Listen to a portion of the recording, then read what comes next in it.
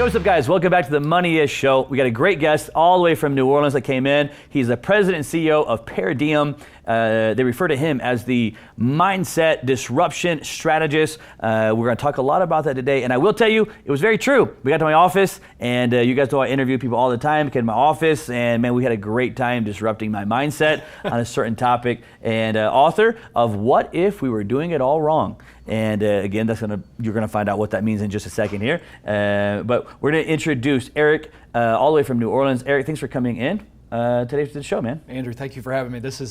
I'm excited to be here. Yeah, no, I interview people all the time, and I truthfully am very, very excited about. I'm passionate about your business, and it's not my business, right? But you do a very, very unique. Let me back this up. You do a very I'm going to call it mainstream concept or thing, and then do the exact opposite of it. That's right. So it's kind of tricky. It is. Because naturally you'd just say, hey, Eric is a financial advisor. Yeah. But then it's like, okay, now forget all of that. Don't say that. Because it's not. We have this kind of the world that we grew up in. Yep. A very straightforward kind of financial advisor. That would be out there. That, in my opinion, right? I'm not a licensed financial advisor, but in my opinion, as a customer of a financial advisor, is a very unique path. There's a very unique thing. They're selling me a product. Yeah. I'm walking in their office saying, "Hey, I would like financial help, advice," and sometimes without even knowing it, I'm getting sold a product. The product being their investment fund pool of where they're trying to drive traffic to, and it is what it is, but a lot of times one of the reasons they're driving that is there's a lot of commissions and benefits for them to drive that certain top fund at a certain time, right? Absolutely. Because they're paying higher commissions and higher back-end splits and yields and so forth, right? And I've always thought, man, it's a tricky world coming from first-generation wealth, going to these financial advisors saying, hey, how can you help me? Assuming they have all the answers for me. And then here I am, 20 years later down the road, and I realized really quick, oh man, that's not the path that I'm looking for. Yeah. Is that side. You took that model and said, okay, wait a second.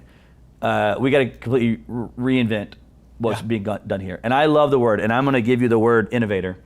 And it's one of the things that I am passionate about. I love innovation. And I'll tell you a story a little bit later about Facebook when I went out to Facebook headquarters. But I love innovation, and I love it when you disrupt the market. Yeah. And I think that's what you're doing, is what you have going on. So on that note, I want to get into a little bit what you have going on at your company. You started in 2007. Yep. All right. Tell me about kind of some of the. Let's go high level first, and make sure that I describe financial advisor, the traditional side. Any other things you would add to that on the traditional financial advisor side? No, but I think it kind of fits because in 2009 I got into the traditional financial advisor world. I mean, that's the world that I walked into. And I kept looking at, so one of the things that we like to say is we're redefining success, because that's really the journey of where we're taking the financial advisor industry. That's the disruption trying to create. So there's, what's success for an advisor look like? What's success for a family look like? And all I could tell you was I'm sitting in the middle of this model going, this doesn't work. It's focused on things that don't necessarily, we always talk about, think about the long term, think about what you want to do in the long term. Yeah. And I kept observing over and over habits and products and things like that weren't necessarily creating the long-term outcome that they were said that they were creating in the beginning. And I guess one phrase that I've used quite a bit is a lot of unintended consequences that would fall out of the back end that no one was addressing. Yeah. I want to just pause for a second because there's so many angles I want to hit here, but I want to go back to, you said we're redefining the word success. Yeah. The meaning of the word success. Correct. Okay. That's a big, bold statement, which is why you're an innovator. Right. And you're disrupting a market. What does that mean when you say we're redefining the definition of success? Go a little bit deeper in your industry. What does that mean to you? Yeah, so in the financial services industry, success is return on investment. Yeah. I mean, and that's how it's measured. That's how it's measured. Yeah. Return on investment. What's your ROI? What did you get? And I'm going to be we're talking about a financial advisory, but I think the whole financial industry needs a complete reset. Because I think even the way estate and tax planning attorneys are thinking, I think the way that CPAs and tax planners are thinking, I think the way that insurance people are thinking, and then you got your traditional maybe investment financial advisor type person. All of it in one sense. Did you get good tax planning? Did you get good tax strategy? But there's an ROI, return on investment element built into it. And my experience throughout the industry and what I kept observing was it creates this compartmentalized life where you're saying, okay, here's what's going on financially. And then we shut all of that down and we go home. Yeah. And we've got things that are going on at home. Yeah. And when we compartmentalize our lives, we end up with a disconnect. I had an actual experience of working with a family where really, really good tax and estate planning. I mean, you look at from a financial return on investment standpoint, it was a great plan. Yeah. It ended in disaster for a family on the way that it all fell out at the end. It ended up destroying some nieces and nephews and destroying some of their children. And it was horrible. And it led me to a point of just asking, again, what if we've been doing it all wrong? What if there's a way to redefine success? What if success isn't return on investment, but it's still ROI? What if we figured out what our intentions were? What are we really intending to happen? What's our ROI, return on intention? And what we're disrupting is this idea that intention is found at the intersection of family and finance. You don't compartmentalize. Yeah. You actually integrate it together. And when you integrate it together, then you actually end up finding a different path. And success means different things to different people. Ending up with well-rounded children who can be successful on their own is a definition of success. Yeah. But I don't know in a compartmentalized world that we're paying attention to even small, that's small, but things such as that. Yeah, I think that I 100% agree with you because, and again, this is from our conversation in the back, is I just think as an entrepreneur, as a CEO of a company, as a person, first generation, creating wealth, my whole focus, and I think you probably ask most entrepreneurs this, they would tell you, we're doing this because of family. Right. We want family, legacy with children, grandchildren, totally. even up. Mine was also going up to my parents. And we're doing all this, making all these sacrifices based off of family, right? But then we completely compartmentalize our family and what we want out of the family, because we know we have the idea of what we're looking for with it, right? And then we go in the investing world where we spend most of our time building our businesses and investments and so forth, and we're working this over here. And those two are two separate kind of concepts. And your genius, innovative approach is, no, they're not two separate. Matter of fact, you'd have to understand family intent. Correct. To understand financial intent. Because how could you ever financially get to where you want to be if you don't understand where you want your family to be, because that's why you're doing it in the first place. Absolutely. Dude, I mean, this is genius. I mean, it's so simple. Like I look at it now thinking, oh my God, that's so simple. But that's what makes it genius is that, you always hear people say, what's your why? Yeah. What's your why? And I think you have actually broken that down to a usable, actual understanding of the concept of it. People say, what's your why? Oh, it's my family. I'm building wealth for my family. Right. And you're saying, no, man, you have to have the intent, understand family intent first, not just the why behind it. That makes sense. Like I feel like you've taken it a step further to actually help people get to the real why. Yeah, and anyone who's listening or watching this is the number one question I think anyone can ask. Yeah. It's to know whether or not am I compartmentalized or am I integrated? Yeah. How do you know that what you're building won't damage your marriage, your children, or your grandchildren? How do you know? Right. And most people, when they have things compartmentalized, it's like, well, I don't know.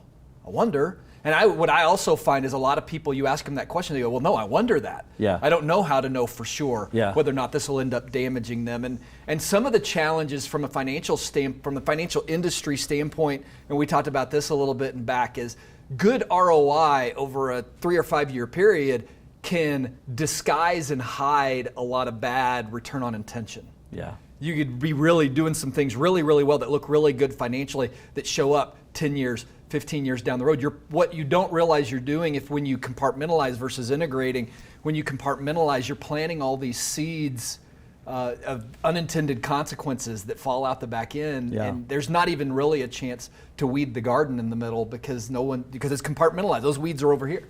Yeah, I mean, it's such a compartmentalized thing, and you've connected those two dots, and success is when family and finances intersect. Yep. Is where you actually have what you're looking for, because instead it's like we're running two parallel roles running up, and it really was supposed to be doing this way. Absolutely. To actually find success. Here's what I want to do. I want you to give me an example of kind of how it looks for a customer, right? So let's say a customer reaches out to you from the show. Yep. What does it kind of explain to them? What does it kind of look like if they wanted to work with you? Because I want to go into some of the things that we were talking about in the back room. Again, I just want you guys to completely delete and ignore the concept of financial advisor of how you would think it is, because you've turned on its head. So what does that path kind of look like coming to your office or whatever it may be? Yeah, so the very first, it just starts with a conversation. Yeah. But it really is a conversation about you and what it's finding out what you're being intentional about. What I find is most people, they have a sense, but they don't know for sure. And it's like peeling an onion, and we find that the process has to be kind of this peeling the onion. Yeah. So it begins with a conversation of what are the things that you want to be intentional about? What are the things that you want? And as we're uncovering that, at our very first conversation, we actually call an uncovering conversation. We just want to sit down and you do 90% of the talking and let us just ask really, really good questions. And let us understand where you are and what are your concerns. What are the things that maybe you've had that nagging voice in the back of your mind going, I just don't know if this is aligned or this isn't aligned. Let's just get them all out on the table. Let's get it all out on the table. I was talking to a couple on Tuesday, and we were in a meeting going over their uncovering, and they're like, well, what if I think of more? I'm like, well, again, it's like an onion. You will think of more. Yeah. This is just the beginning. Right. And so from there, we then walk through a process of what an engagement looks like. So what's the path to engagement with us? And then make a decision, is this important enough to me?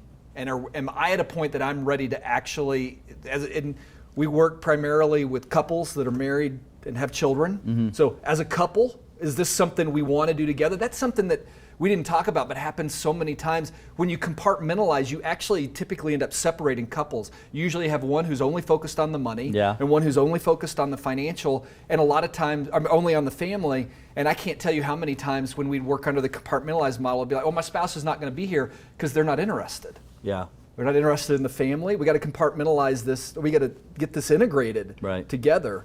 And so then we just make a decision. Are you really ready to integrate this? Are you ready to walk through a process that will take you on a path different than anything you've ever walked before? Yeah. And inside of our office, we have family counselors and we have financial counselors. And so when you begin the process with us, we're taking a look at what's happening from a family standpoint. We take you through some surveys and some questionnaires, and each person in the couple answers separately, so we're really getting true opinions of what's actually going on. And so we're beginning to see some of the landmines there. We're also taking a look at what's going on financially. And one of the things that's super important to us, I found so much in the industry tries to overcomplicate things. Yeah. So what can we do to bring it down to simple language and really clear, concise, here's exactly what's happening. And so we'll take a family to a point of understanding, hey, here's exactly what's happening and what's going on with you right now. Here are also some things that you said are going on with the family. And now, it's typically the first time a family as a unit, husband and wife, have understood together, here is what is happening. And so then we can pull them back, and I didn't say this, but one of the things that, return on investment happens in a conference room. Yeah. Return on intention happens in a living room. Yeah. So I love that you have done that. Like, make sure the customer understand there's a conference room, there's a living room. Yeah. And it's hard to talk about a family when you're sitting around a white conference table, glass, white table, whatever it may be, because your mindset is of business orientation. When I'm in a conference room with people around, I'm in business mode. Exactly. But when I go sit on the couch in a living room, my whole demeanor and personality and things begin to kind of change a little bit, right? Yeah. And I love it because you have, I want to go back to that, but before, because I think this ties into it, and I want to make sure they heard you. At your office, it's not just about financial planning like a regular office. You have family counselors there. Correct.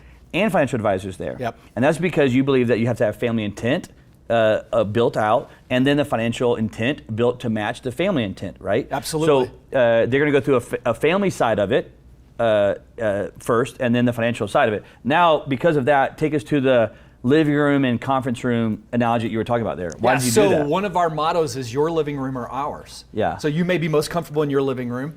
I flew in from New Orleans. I live in a small town called Covington, Louisiana, and I tell people it's Mayberry. You roll back in time Andy about Griffith. 20 years. Yeah, that's it. And we've got a living room inside of our office Love it, man. in Covington. So cool. So come back in time. You come sit in our living room, and your family, we call them transformation specialists, your family transformation specialist and your financial transformation specialist are now going to sit down with you, and we're going to just take about 4 to 6 hours in the living room. Let's get comfortable and talk about your real intentions. Now that you've seen where things are headed and we're getting you on the same page, let's peel this onion some more. Yeah. And let's really get an understanding of what is happening and what's going on and what you're feeling called to. And out of that, we end up with a report that is, here are your intentions. Yeah. Here is everything that you're intending to do. And what we talked about too is about 80% of that typically sticks, meaning that usually stays the same. And then the rest of it becomes about the fact that life goes on and things change and things get flexible, and you add intentions and you pull intentions off. But we found that day to just be 80% is core. That stays. Correct. Yeah. 80% of it really doesn't shift or change. Could you give the viewers maybe a little bit of insight behind the scenes from your office for a second? When obviously you've done these with all these different customers throughout the years here, and 14 years in business, just in business, plus all the other years of actually financial advising as well. But give us a little bit behind the scenes. What would be to help us understand more about family intent? What would one of these people be saying as maybe one that you've heard that most people have in their family intent that they want to accomplish? Give us an example of what a family intent would look like in the room. Yeah, so let's start with inheritance. I think this is a great example. I want to leave each of my kids a $2 million inheritance. Okay.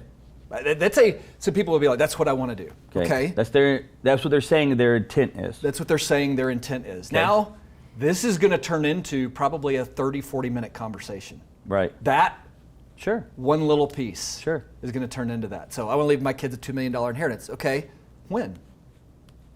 Great question. Because when I die? Right. I just assumed is when I die that I would do this, right? Right. Yeah. So, okay, do you want to? This is one of the things we find. We have a huge bias towards lifetime inheritance because money is relational. It comes together. Yeah. Right. That's not my word, by the way. It's a good one though.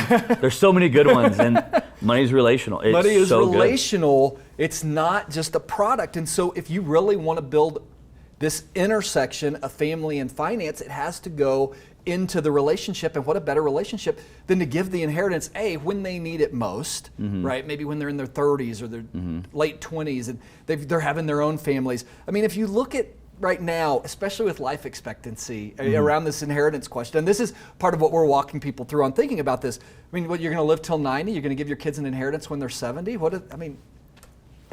Their life is at the point where they're not going to be traveling non-stop. They don't have the same mobility, flexibility. You know what I mean? When you're 70, 75, 80, it's not the same when you're 30 and actually could have took your family to see the world. Correct. Your children, grandchildren for that person are in the formative years of 9, 10, 11, 12, and they could actually see the world or go places, experience things because the parents held it and said, oh, well, I'm going to give the money to $2 million when I die.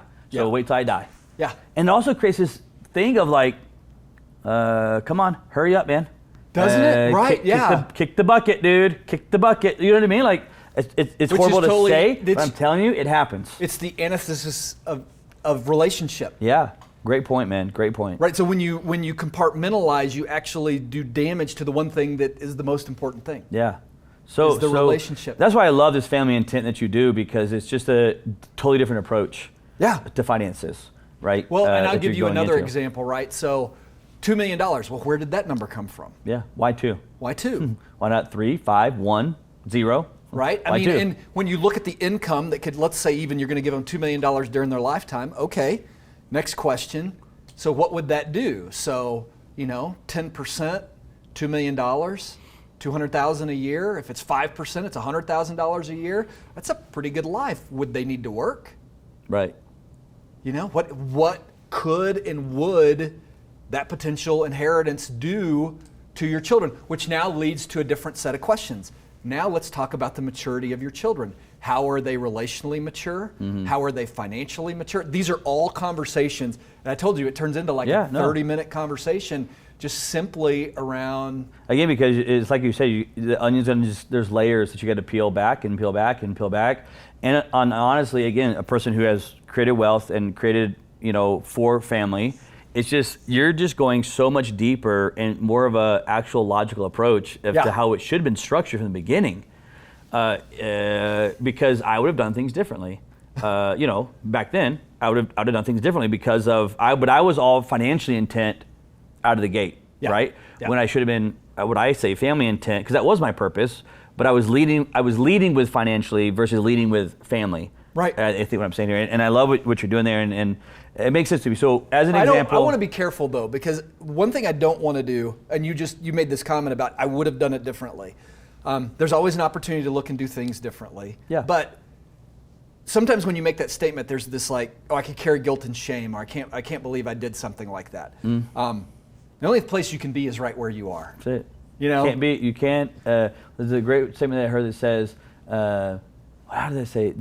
If you live in the future, it causes anxiety. Yeah. If you live in the past, it causes guilt. The only place to live is right here. Right here. Right here, man. So I say it in a broad stroke just because I don't carry, I don't carry that stuff. Like, it is what it is. Like, I can't. But I just wouldn't wouldn't want anybody who's watching to go, oh my goodness, I can't believe I messed it up. Yeah, no. There's always ways to go back and kind of. So you had this family intent, and then you had the financial side. Before I leave the family, is there any other piece that you want to talk about on the family intent side? I'm gonna go to the financial side for a second. Is there anything on the family intent side? No, it is that it's an onion. It is this is continually peeling it back. I guess one thing that I would add on to that, just from it's a family that then leads into the financial side. Right. Is one of the things that we've really discovered that has been powerful. There's a lot of things. When you ask someone about what motivates them and what gets them excited, typically it's a cause that they're fighting for. It's something that they see that's a wrong that's being done, and they want to go make a difference. And especially today, we see, depending on what we're dealing with, we see a lot of wrongs around us. Right? And our kids are also seeing a lot of wrongs that they feel like need to be corrected. And then we go, yeah, but what could I do? Right. How could I get involved? How could I ever do that? And one of the things that we find that happens over and over and over again in our process is most families have the capacity to be 3 to 10 times more generous than they are right now without changing anything. And that's a powerful statement, but it's a powerful statement from a family standpoint. Because what we found is it's through that generosity now becomes a path not only to build more relationship, but then to also get the family behind a cause together to really go make a difference for something that matters. And so that element together has been something that has motivated a significant number of families that we've served who are then going out is like, I'm really going to make a difference. We're going to make a difference as a family unified towards this cause. And there's a big thing there that I want to hit on that you just mentioned, because at the very end, right, which was the family goes out in a unified front. Correct. To make a difference. Yes. And I think the path that I was on, the path that I think a lot of entrepreneurs on, is they do have a cause. They are driven by a cause, but they're single-handedly kind of doing it, and they're kind of, again, leaving their family at home and saying, I'll be home at dinner, and I'll be spending all my time with you there. And I think what you're trying to say is, hey, wait. That cause should be part of the family cause, and the children, the partner should be participating in, all pulling on that same rope of making a difference, versus dad or mom is over here doing it and family is not doing anything. Well, can I tell you a story about that? Sure. That personally, from my own life. So, generosity has been an important part of my overall my family's journey together, and we've tried to raise our kids to be more generous and to do things. But it really is, there's this potential for mom and dad to look like Moses bringing the 10 Commandments off the mountain, here's what we're going to do together. And so last summer, with all the racial stress that was going on, provided an incredible opportunity for communication, especially in our family. So I am a product, I'm a client of Paradigm. Right? I believe so much in this that I do this myself. So we're sitting in my living room with my family, with the family transfer, a woman named Taya Lowry who works for me. She's my family transformation specialist. She's helping run a family meeting, and we're talking about generosity. With the whole family With the whole family. It's my wife and myself and my 3 kids. And at this time, my son Clayton is 19 years old.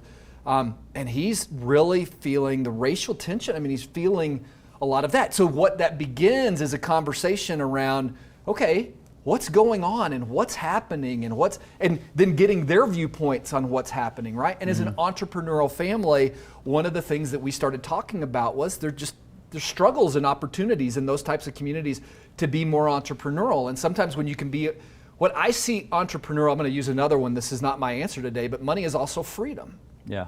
You know? And a lack of money can also feel like chains. So in a lot of poverty communities, they feel chained as opposed to feeling free. And so then we started having a conversation around, you know, what about access to capital in those communities? And what does that look like? And then it just started leading to other conversations. And ultimately, what the family then rallied around, and we're partnering with a group out of New Orleans, and I'll plug them a little bit here, Thrive New Orleans, who goes into the poverty communities and teaches them how to open and run businesses, but they still have an access to capital problem. And so our family is actively working with them to fund microloans into the community. And that's one little thing. That somebody else's call may be something else, and that's okay. But entire it was birthed from your son, from 19, my son, being in the family intent, I'm gonna call it the family intent room, with the counselor, having the ability to actually bring that up and talk about it. It was birthed from it was where it came from, all the way to now giving money and loaning through Thrive. Yeah, I know. And so my 17-year-old son, Austin, speaks up and he goes, well, this is the first time we've ever talked about anything giving that I could actually get behind. Yeah.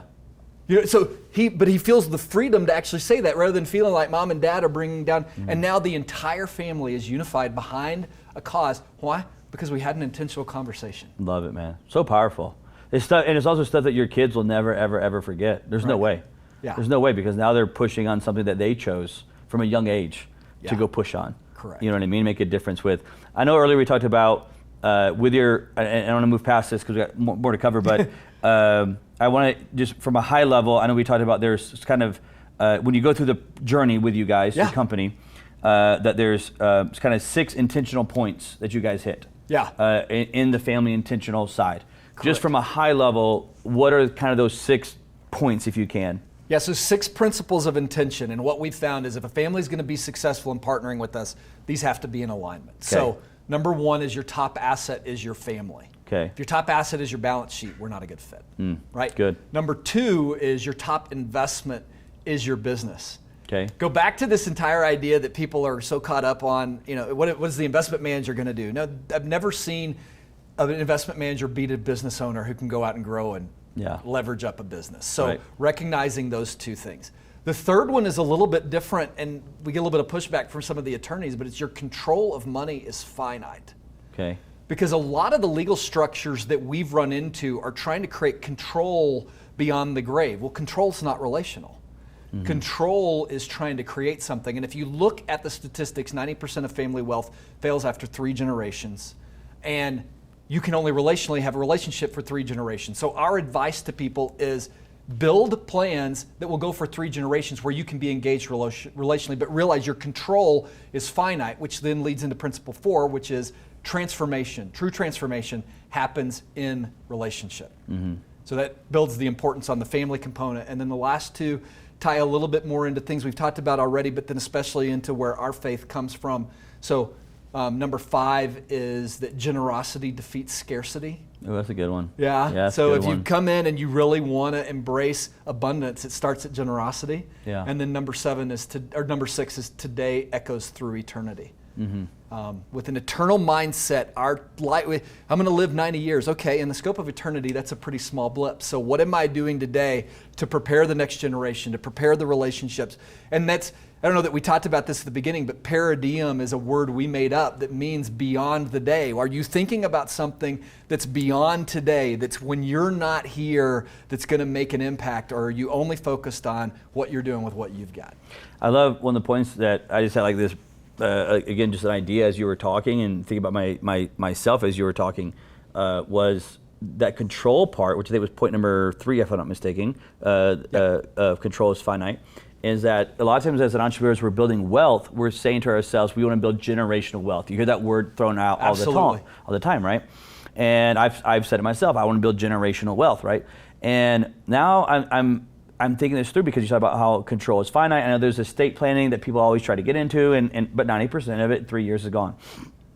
And I started thinking about it. I'm going to go back to the word, another word you used was money is relationships. Yeah.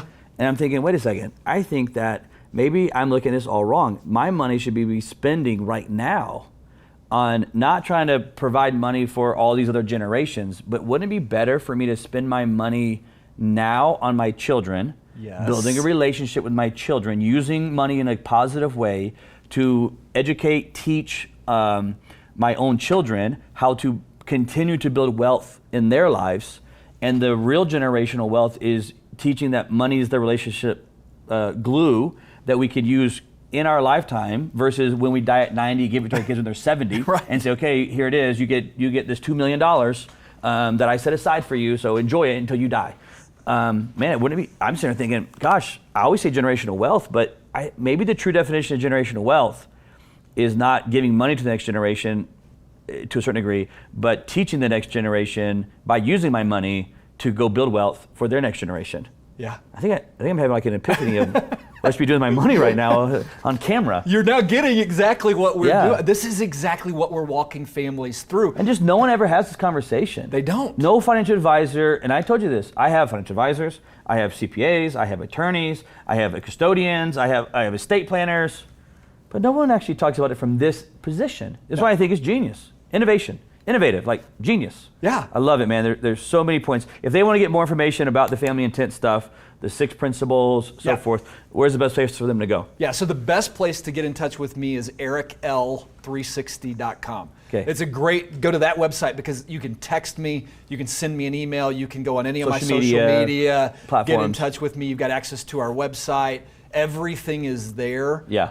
And it's just, even if somebody just said, hey, I want the 6 principles, I mean, we've got a little brochure we've put together that unpacks them a little bit more and talks. We've even got some of our the families we've served talking about how that principle really impacted and changed them. That's Eric, which is your first name, L as in the letter L. Correct. Your middle initial. Yep. And 360.com. Correct. Is the best place to go for. All right, let's shift over to, you have the family intentions. Once you have built all these out and you have them kind of developed, and they're going to change over time. Absolutely. 80% will stay the same in general speaking terms, but they'll adjust.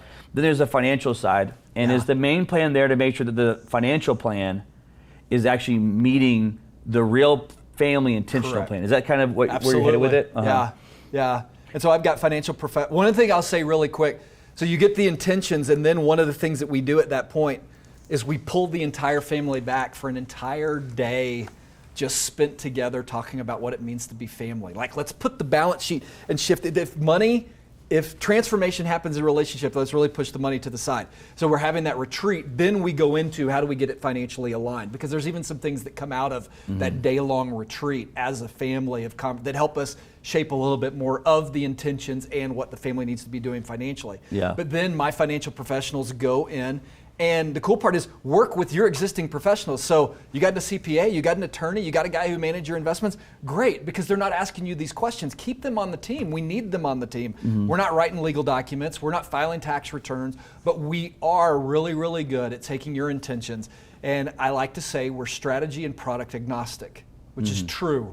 I don't care what strategy or tactic we use. What our teams then go in and say, this is what you're intending to do. Now let's go find the best strategies and tactics that will get you to that point. And then they build an entire plan that is not only a plan for what happens if you die, but what happens throughout your life, and how do we help you optimize your entire lifetime and the next few years that you have, knowing that things are going to change a little bit. And then after we've built that type of plan, we bring your other professionals in and let them vet it as well before we ever bring it to you. Right. We want their buy-in. Yes, this is it. Or hey, I was thinking of, if this is something they want to do, have you ever thought of this strategy or that strategy? So that everyone has buy-in. And now you've got a team, instead of you having to run the team, Now the entire team is working together. You get to do what you're really good at, and you have a plan that lines up with your intentions. Now, let me ask you this. If someone wanted to say, hey, look, Eric, I want to come in and I want you to do the taxes. I want you to do the attorney work. Do you even offer that, or is it no? You have your own, and we use yours? So we've worked with a lot of great attorneys and a lot of great tax professionals across the country. We don't do either one of those. You don't do either one of them. No. If they needed you to recommend someone, absolutely, you have no. recommend. We got people. We work all. That's one of the things you had asked me earlier. We work all over the country, from East Coast to West Coast. Yeah. We've got families, and we know people in different states and different people to get in touch with. We've got great professional connections. Yeah, and the other point I was going to ask is just out of curiosity, because I know if I understand this right, am I saying this correct? That right now, once you create the family intentional plan, yep, and then you're creating the financial intentional plan that matches what the real family intentional plan is, you're then saying, hey, you have this money manager, you have this financial broker, whatever it may be. Let us, meaning your company, kind of present them with a plan of what they should be doing, looking at, yep, making some tweaks in, so forth, through that process. You're not at this with the, let's say the main model right now. You're not taking the customer's investment money and investing it for them. You're saying, hey, okay, this is your financial advisor. Let's talk to them. Here's the actual real plan that you're looking for, though. Yep. Basically, your family intentional. Correct. Let's have them make some tweaks, changes to it, et cetera. Is that kind of how it actually works? Absolutely. Gotcha. Okay, I understand. And again, there may be another side of it where if someone wanted to invest with you with your investment firm, that could be an option as well. We do have an investment arm, but everything is very compartmentalized. Yeah. Because what's happening from an intersection of family and finance standpoint needs to be so focused on what's going on there. Yeah. My overall opinion on investments is a lot of investing is a commodity. Yeah. And you say we'd kind of helping the guys on how to invest a little bit. I will tell you, for a lot of the entrepreneurs and people that we serve, the investments aren't the biggest thing going on. Yeah. So there's a little bit of direction Sure. that maybe could happen there, but I'd tell you, for the most part, that's not as big a piece of the pie as some other things that are happening inside their lives usually. Interesting. Through this process, tell me a little bit more about, in just big picture, if you can.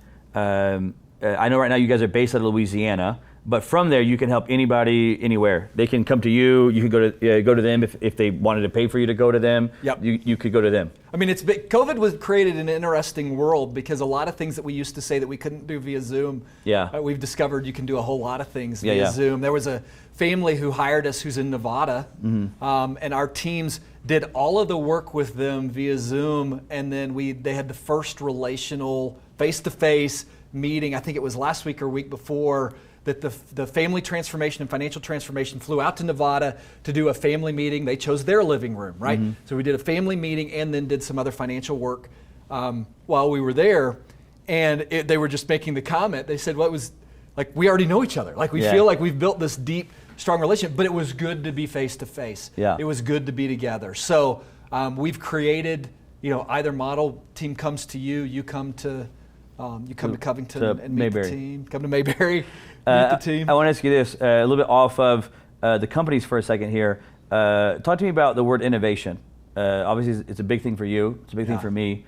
What does that word mean to you? Well, we talked about this in the back room. Innovation means, it's summed up in this one phrase: if it's not broke, break it. I love that one. And you're the one who told me that one. I give you full credit for it. I was like, what a genius word, like phrase to define it. Innovation is defined by, if it's not broken, break it. Because and why? Well, because we fall into, it's redefining success. Yeah. We fall into habits and patterns because why do we do this? Well, it's the way we've always done it. We do this because that's how it's done. We do this because so-and-so said. Why? Mm-hmm. Mm-hmm. What if we broke something that looked like it was working only to discover, let's go to COVID and Zoom. What I just said. Yeah. That COVID created innovation for Right. every single one of us because something broke. Mm-hmm. Okay?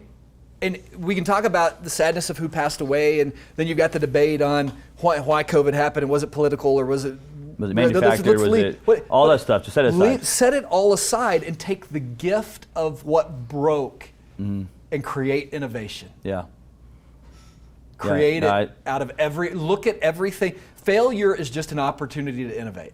It was funny, I told you earlier on the show, if I reminded, I was going to tell you a story about Facebook when I went out there, the headquarters, and when you go to Facebook, they have tons of buildings, but one of their headquarters, they have the big, out front in the Bay Area in California, they had this big Facebook, their logo on this huge sign, and they had this sign there, and there's actually security guards out front on their sign, because people from around the world would come to it and they take photos. They have to direct traffic because people just want to take a photo with a thumbs up, beside it. And I was there, and if you go around the sign, okay, to the back of the sign. Have you heard this story before? No. Okay. If you go around to the back of the sign, there's basically another sign, if you will, on the back of the sign that's not Facebook. And if you go into the building and you're in Facebook's headquarters and you look out at their sign, and the sign is like street level type sign. And if you look out on the street level type sign, the employees and the management see the other side of the sign. And when Facebook bought this building that they're in, it's a massive building that they're in. It's their main headquarters, and they brought it from a company called Sun Microsystems. Yeah. And Mark Zuckerberg left up Sun Microsystems' name on the other side of the sign. Yeah. And he left it there, and they asked him why he did it, and he said, I did that because I wanted all the people here to know, no matter how big we are, no matter how good we are, no matter what we do, if we do not continually innovate, then we will end up just like that company right there, who was a massive company and went under. Yeah. Stopped innovating, we're done. And now Facebook owns that building. And he left up their sign, so they don't see Facebook, they see what not innovating will cause. Yeah. And I thought, dude, what a brilliant freaking story. Because you're right, and I love your definition of, if it's not broken, break it.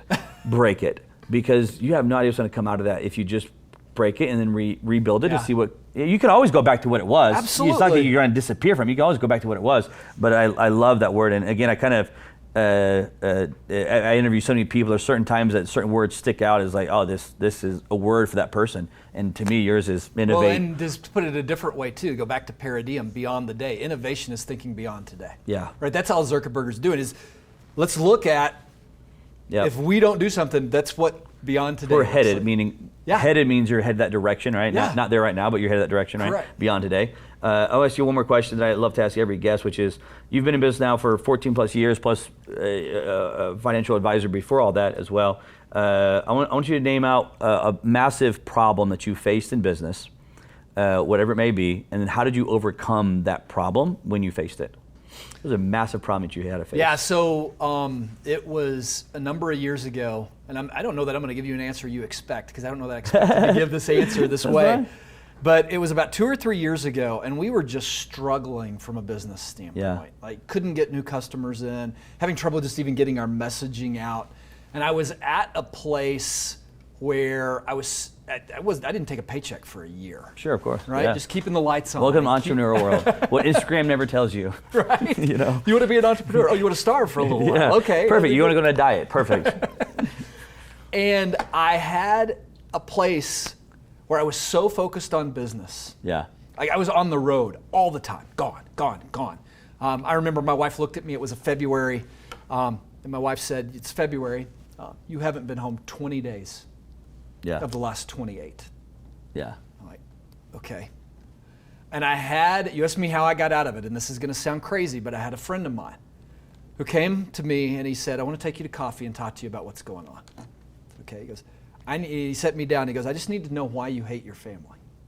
So you understand, I'm the guy who works in the integration world, right? This is what I do. I'm the guy who works in this world. No, it can't be me. Can't be me. It's like, why do you hate your family? I was like, I don't understand what you're saying. He goes, look, here's the only thing I know. You're telling me you were on the road 20 days of the last 28. Yeah. I got to go out and hustle business. Who owns the business? Mm-hmm. I own the business. Who sets the schedule? Who sets the travel schedule? Mm-hmm. Well, I guess I set the travel schedule. He goes, okay, so if you own the business and you set the travel schedule, then I guess you hate your family because you're never home. Mm-hmm. And I was mad. Yeah. Mad for a minute. And then I just stopped. And that's one thing as a business owner I would say is probably the gift that I've found to be most beneficial is, when somebody attacks us or somebody accuses us or somebody says, our first thing is to go on the defense. Sure. Guards up. But if it's not broke, break it. Or if it's broken, break it. Maybe when somebody gives you feedback, you need to just stop and go, what if they're right? Yeah. And I said, okay, so what are you suggesting? He goes, I know you haven't taken a paycheck, and what I'm about to tell you is going to sound crazy, but here's what I want you to do. Because I'd like you to spend the next month or two and forget the business for a little while. Mm-hmm. And I want you to get up every morning and do the things you do spiritually. Read your Bible, connect through prayer. I want you to go work out. Mm-hmm. I want you to spend some time just journaling about the business and reading about the business, things like that. He goes, what I really want you to do is no traveling and don't go into the office until 10:30. Mm-hmm.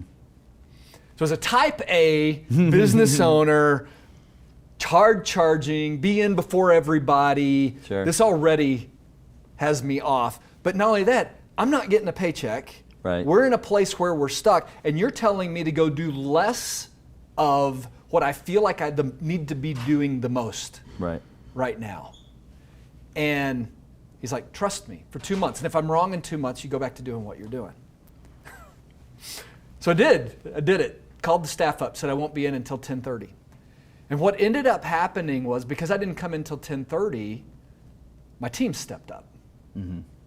And I delegated some things to them, and some people who were being held back in positions started to really grow and blossom as they took over things, as like they could see things that I couldn't see. Mm-hmm. And they started, we together, I was coming into the office so much more clearer, so much more refreshed and connected to my family, mm-hmm. right, yeah. in a way, and it just started to turn around. Yeah. And turn the corner. And that has been my rhythm. I was glad we didn't start filming till today. I got up at 5 a.m. and went through, I just did a bunch of stuff this morning that was about me, and didn't even really think about business till about 10:30 this morning, and had a ball. Yeah. And and now we're here now, but it's like I'm re-energized, I'm focused, and I have incredible teams. And it's continued to shift to the point now, like I was involved with every single family we served, all through the process, every single case. And what I also found, especially as you're growing a business, is I was limiting the growth of the business because I'm the visionary, and I was choking off my place to think. Yep. But I was also holding other people back who were incredibly gifted and able to step into things. And to me, that was the real gift of that whole experience. So the problem, you would say, the biggest problem you faced was, if I'm defining it out here for you, it was, could I say that you were in a position where you felt like you were the end all be all, you had to go produce, you had to go make it happen, the type A driver type of personality, and the way you fixed it was actually through a friend of yours, kind of called you out on it, and one way you fixed it was being humble enough to accept the advice, accept the accusation, almost, which hurts. It's like a punch in the face, right? Especially even from what your business is. It's like, oh my gosh. And so first I'd say the way you fix it was by accepting the accusation, right? And then making the changes, adjustments in your own personal life that connected it back to getting it back on track to where he was, which then always happens to entrepreneurs because it allows others to grow. And we actually realized I actually didn't have to be involved in that. Actually, it was fine with them doing it, but the way that your friend made you do it was making that take place, like forcing you to let someone else go do something. And when you did that, by forcing you to do that, it allowed you to actually let other people come and step in and grow themselves into a role, and it allows you to be who you're great at, which is an innovator. Yeah, as a type A, most type A's are their biggest roadblock. Yeah, of course, 100%. 100%. And we're blinded to it. Yeah. We don't see it. Yeah. Well, I'm not my biggest roadblock, but you can imagine someone else that was a type A, like not me. Right. Through it. But it takes it back to redefining success. Success, what the world tells us success looks like is we've got to redefine it all the way around. Yeah. I love it, man. I want to ask you the question about money is, and get your answer on this right here. We got the photo here of Eric. And I want you to answer here, whether it be one word, phrase, whatever it is. You've gave a couple good ones already. And then sign it, put the John Hancock right there. Yep. So you take this, I'll give you the Sharpie. I'm actually excited right about here. this when you see this.